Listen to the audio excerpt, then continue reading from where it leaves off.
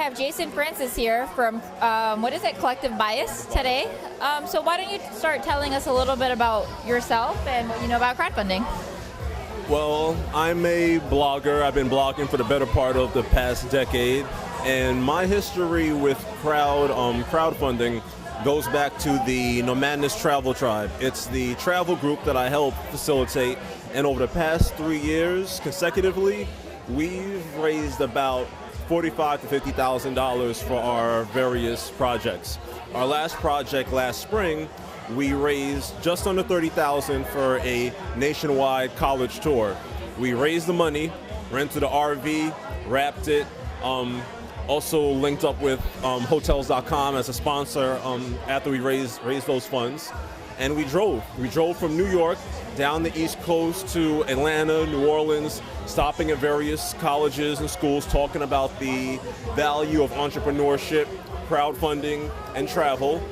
We hooked a left, went across the country all the way to LA, and that was it was a statement for us. It was a statement of saying, like, look, at a time where resources aren't just going to be given to you by, banks and other monetary sources, the people still have the power. If you have something that is valuable, something that is felt within the community, people could fund your projects. Your dreams could always come to fruition if you have people backing them. So it's something that we now try to speak to other people. We speak to a lot of youth about it, that if they have plans, crowdfunding is a way that they could raise the funds to back those plans. And as you look at it now, the truth of the matter is we're on the brink of crowdfunding becoming the principal source of people getting money. People don't want to deal with the banks and all the different types of fees and interest rates. They're going right to the people. We can fund us, and that's pretty much, the principle that we're going by. Wow, it sounds like an amazing story. Along the way, did you learn certain strategies that worked for you, didn't work for you, that you would recommend to the public of what they should or shouldn't do based on how you crowdfunded?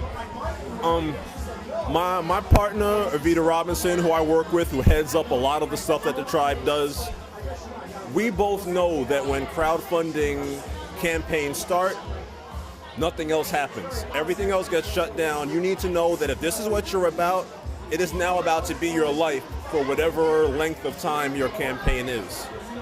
Every email that you have, people you talk to regularly, people you don't talk to regularly, you're reaching out to everybody. Every day there's constant communication going out to somebody about this campaign. And what I need to tell people is that going into it, whatever your current communication style is, it's got to go up so many different levels, to the point that you're going to become annoying. People are not going to want to hear about your campaign, but that's good, because that means you're telling them to a point that, okay, we know, we get it. You have to be engaging. You also have to be personable. You have to let people know, look, this isn't you pushing something like a salesman. Look, this is as much for you as it is for me. What is our connection? Why should you invest in what it is I'm doing? What is the gain for all of us as a whole, as a community? So it's not necessarily an ABC, do this, do that. It just has to be a mindset and an understanding of what it is you're getting into. So what actually made you decide to crowdfund this campaign? Did you figure out a certain platform you wanted to use, or was this something that you're I'm just going to go around, tell people my cause and raise money this way and have them give it to me straight up? Or was it a platform that you followed? Well, the way it happened was we had a two-pronged attack. We did send emails and communications out to various people looking to see if anybody wanted to get on and sponsor. And for the tour, we did pick up a sponsor. But for the greater percentage of it, maybe a good 75% of it, we realized that if we sit here and wait for other people to fit us into their budget, it's not going to happen in a timely manner.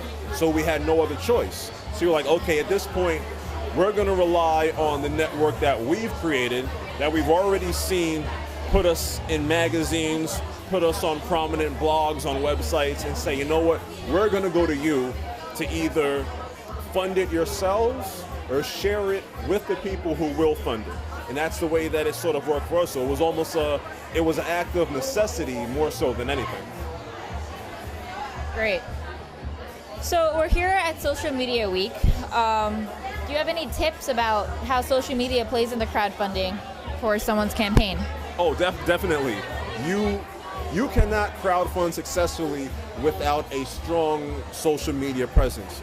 And when I say strong, I mean, don't go out and just do things for the sake of doing them, but whatever site you're on, you have to be present daily. If you're on Facebook, you've got to give updates. What are you doing? What are you working on in regards to your goal? If you're on Twitter, which is much more of an instantaneous type thing, just did this. The project is coming this way. You have to know the various platforms and really direct them all back to the main source, whichever platform you may be. Some people use Indiegogo. For us, we use Kickstarter just because we like the urgency of it. All or nothing. People know if you're putting this money in, it's got to happen, or none of it turns out into anything. So that's the way we work. But yes, all platforms, Facebook, Twitter, Tumblr, Instagram, YouTube, everything gets utilized. So how do you make a post interesting? Because there are a lot of posts that people post and probably people are like, oh, this is boring, who cares, too much, too much posting. Is there a certain strategy you learned along the way that works better than others on how to make a post? Truthfully, the audience is so vast that you can't necessarily appeal to everybody. The idea is to make the post straightforward, give the information that you're trying to get across, be personable, don't be long-winded, obviously, but you say what needs to be said. So, if you're doing a video, try to keep it under 2 to 3 minutes. Maybe if it's a major announcement, 4 to 5 tops, relative to the information that you're conveying. But the fact is, you're going to be communicating with people daily. So either they're going to like it or they're not. And the belief is that if what you're doing is genuine and to the point of whatever your campaign is, the people that are supporting it, they won't have a problem with the length of whatever it is you're putting out. Oh, totally. So what's your favorite social media site to use? Me personally, I'm a Facebook guy. I like the way you could post one specific thing provocatively, and the conversation and the comments will build from there. I like Twitter in regards to instant sort of events. So, if you're at the sports game, if you're at a concert, if you're watching a show, something in real time, Twitter works for. But if you want to build a conversation that might run over the course of a day, I'm much more of a Facebook guy. And even myself as a blogger, I'd say 80% of my traffic comes from Facebook. So that might make me a little bit biased to it. All right, well, thank you, Jason, for coming. Is there any last words you would like to give to the crowdfunding community? This is the first day of Social Media Week 2014, and I'm telling you, if you're not aware of what crowdfunding is, you're not familiar with it, you need to get familiar, because it's going to become a regular part of our society and how people get money to do a number of things. Don't be surprised if crowdfunding starts branching into the real estate areas. And we saw, for a lot of people recently, Spike Lee took to Kickstarter for one of his programs. That was the first time a lot of people heard about Kickstarter. So understand that this is something that's not going away. So if you're about your business, you need to know what this is going on with. Great. Thank you, Jason, for joining us.